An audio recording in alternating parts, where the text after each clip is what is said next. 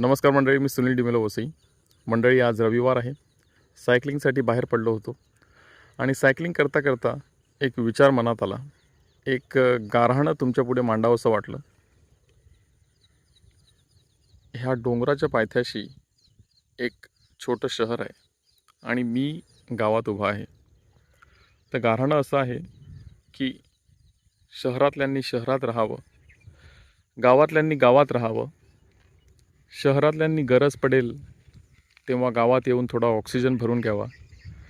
गावातल्यांनी शहरात जावं, पोटाची खळगी भरण्यासाठी जेवढं पाहिजे तेवढं मिळवावं, पुन्हा गावात यावं.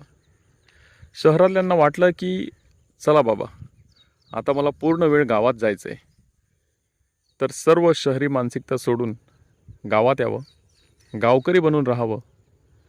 गावकऱ्यांना वाटलं की माझ्या मुलांसाठी आणि त्यांचं भविष्य शहरात उज्ज्वल आहे असं वाटत असेल तर शहरात जावं, शहरी माणूस बनून राहावं आणि असंच होत राहावं.